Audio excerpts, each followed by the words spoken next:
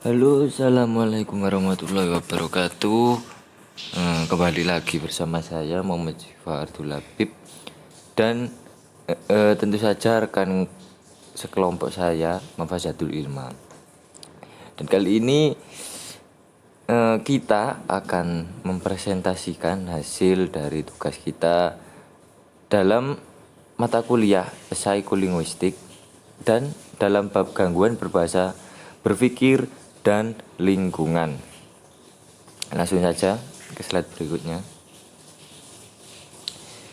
Kita yang membahas lebih dasar dulu dari definisi berbahasa.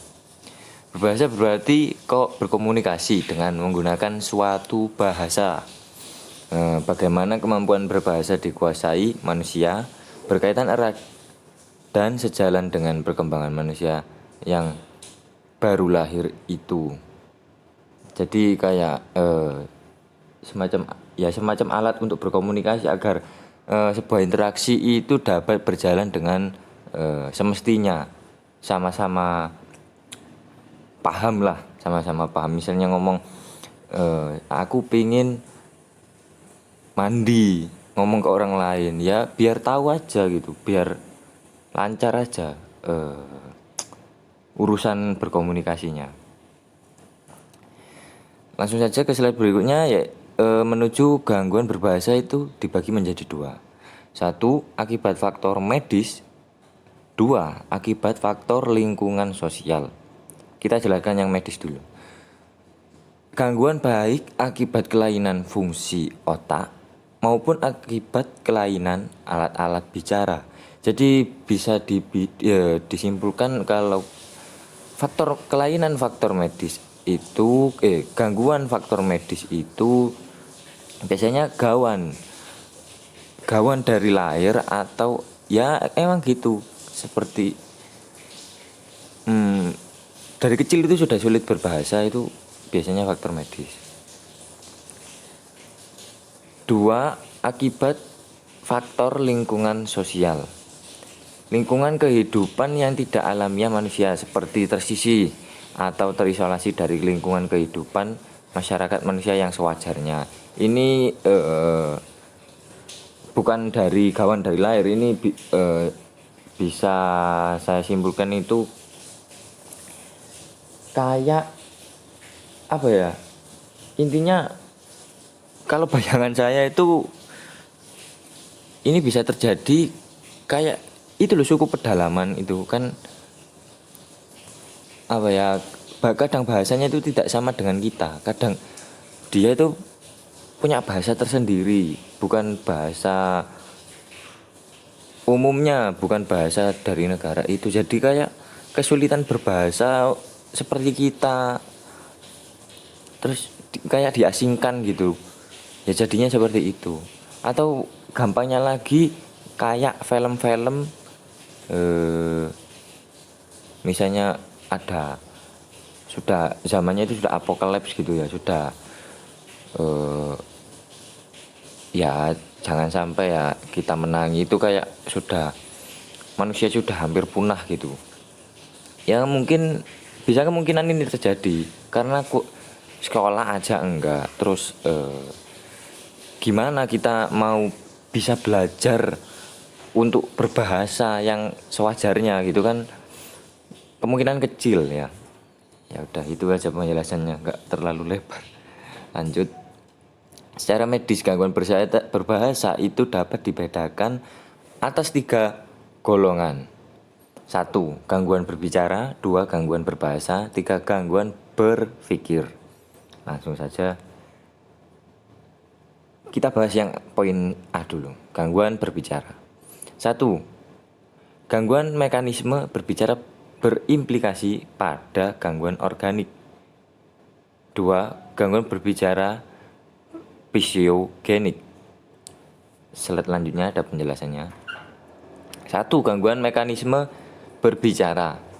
Suatu proses produksi ucapan atau perkataan oleh kegiatan terpadu dari pita suara, lidah, otot-otot yang membentuk rongga mulut serta kerongkongan dan paru.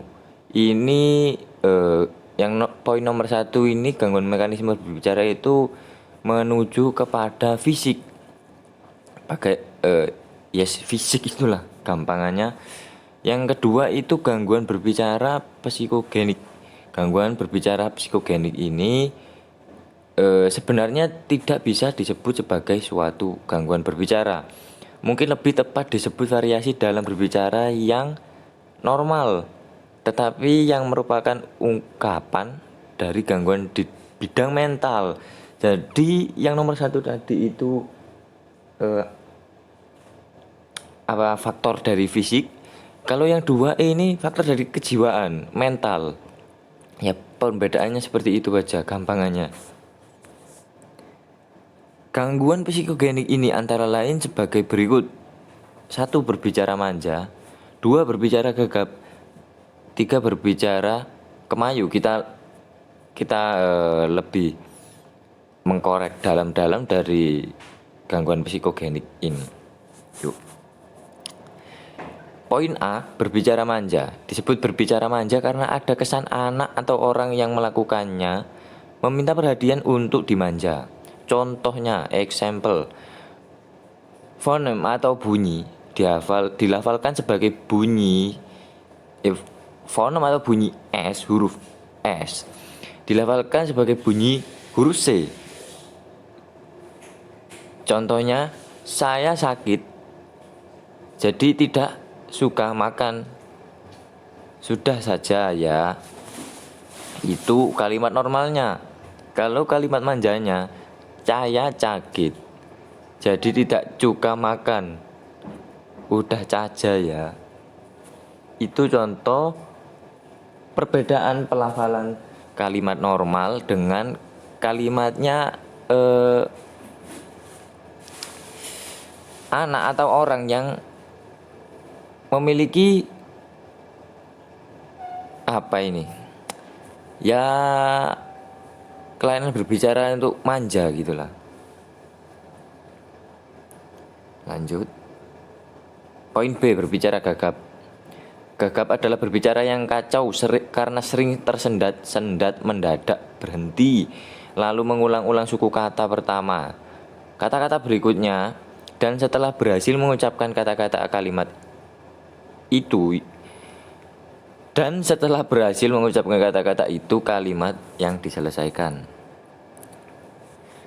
Gagap itu ya kemungkinan kita sudah sudah tahu gimana itu tipe gagap itu ya. C, berbicara kemayu. Berbicara kemayu dicirikan oleh gerak bibir dan lidah yang menarik perhatian dan lafal yang dilakukan secara ekstra menonjol atau ekstra gemulai. Ya kemayu kan tahu, orang Jawa kan pastinya udah tahu kan istilah kemayu itu. Langsung saja. Yang ke B, gangguan berbahasa. Berbahasa berarti berkomunikasi menggunakan suatu bahasa untuk dapat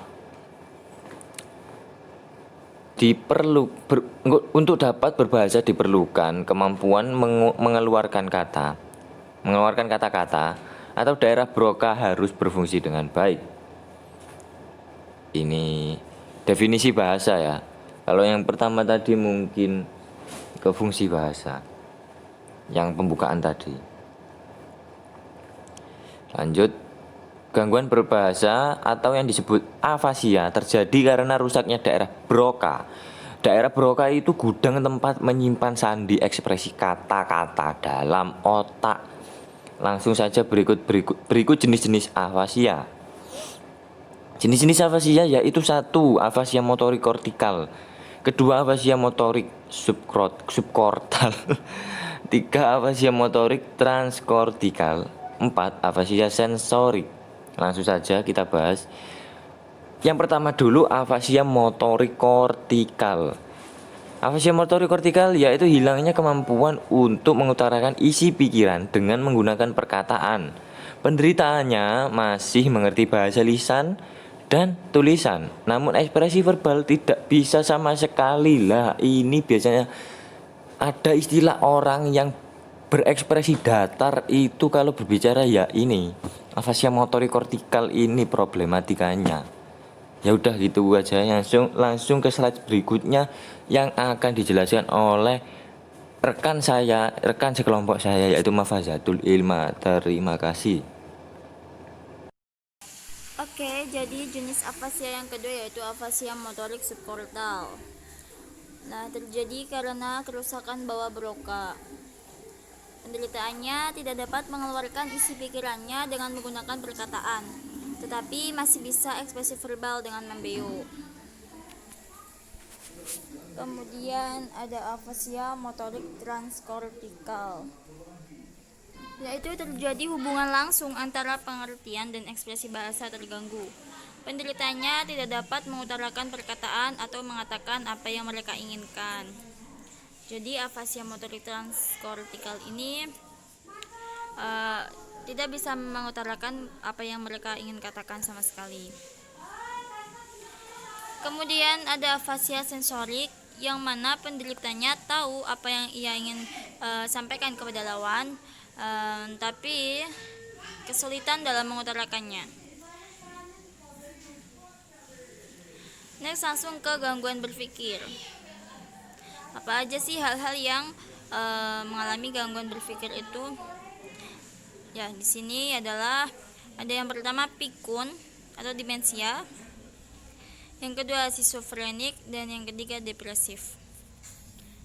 Langsung aja kita lanjut ke penjelasan yang pertama yaitu pikun. Dari Dr. Martinawiwi 21 Mei 2001 mengatakan bahwa kepikunan atau demensia adalah suatu penurunan fungsi memori atau daya ingat dan daya pikir lainnya yang dari hari ke hari semakin memburuk.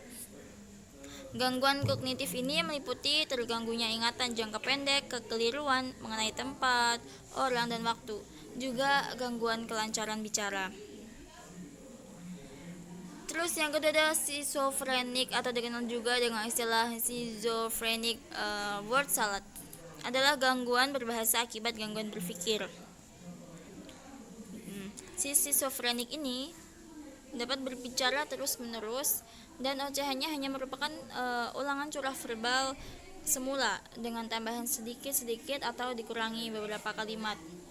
Hal itu terjadi karena berhubungan dengan halusinasi. Jadi apapun yang dibicarakan oleh si penderita schizofrenik ini memiliki hubungan dengan apa yang dihalusinasikan. Yang ketiga yaitu depresif, yaitu memiliki curah verbal yang depresif, dicoraki oleh topik yang menyedihkan, menyalahi diri, dan mengutuk diri sendiri.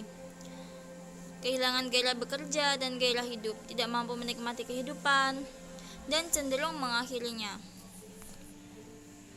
Itu yang dinamakan depresif. Cenderung ingin mengakhiri hidupnya dan tidak ada gairah untuk bekerja, belajar, dan lain sebagainya. Kemudian langsung ke gangguan lingkungan sosial. Yang dimaksud dengan akibat faktor lingkungan adalah terasingnya seorang anak manusia yang aspek biologis bahasanya normal dari lingkungan kehidupan manusia.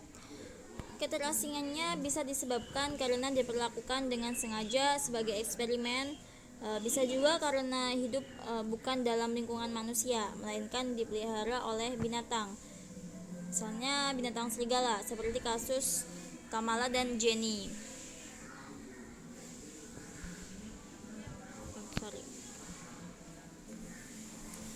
Oke, langsung saja ke kasus Kamala. Seperti apa kasus Kamala? Yaitu kasus adanya anak manusia yang dipelihara oleh serigala. Menurut catatan Zing sejak tahun 1344, yaitu telah ada 31 kasus. Salah satu diantaranya adalah Kamala dan adiknya. Nah, kanak-kanak perempuan India yang ditemukan oleh seorang minimaris dari Midnapore, India. Nah, di sana sering terjadi hal semacam ini, dan di India memang banyak serigala betina yang tidak seberapa buasnya. Banyak anak-anak yang tinggal bersama serigala.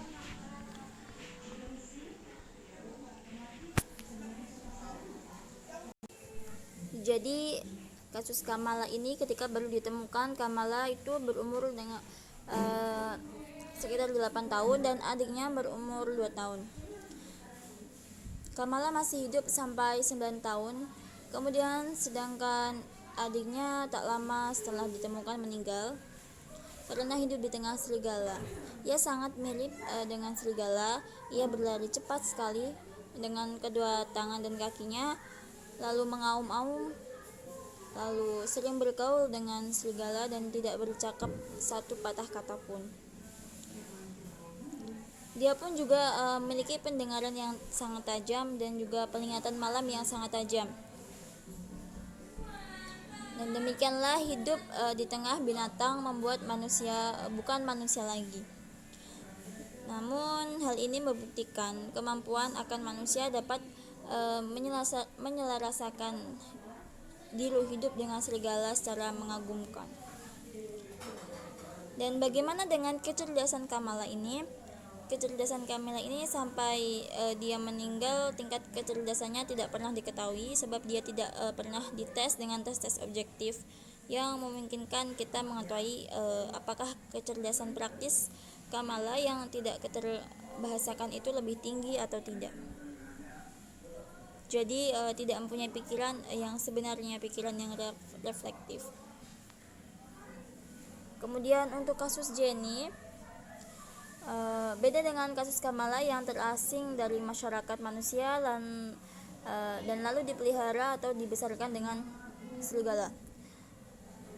Kalau Jenny di sini tetap dalam asuhan orang tuanya, tetapi dengan cara yang terlepas dari kehidupan manusia yang wajar.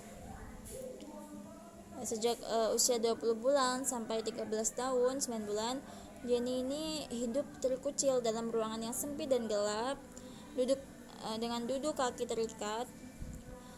Kemudian pintu ruangan itu selalu tertutup, jendela berkelambu yang tebal, tidak ada televisi, tidak ada radio. Dan di sini Jenny ini tidak diperbolehkan ayahnya mendengarkan apapun itu, karena ayahnya yang sangat membenci suara apapun. Jadi si Jenny ini tidak bisa berbahasa, karena dari kecil dia tidak pernah mendengarkan suara-suara bunyi-bunyi bahasa. Sejak dan hampir umur 14 tahun, untuk mengetahui apakah dia sudah mengenal bahasa Inggris sebelum dikucilkan, maka dia dites dari awal dan dapat diketahui bahwa si Jenny ini memahami sejumlah kata-kata lepas yang diucapkan orang lain, tapi dia hanya memahami beberapa saja, sedikit-sedikit saja.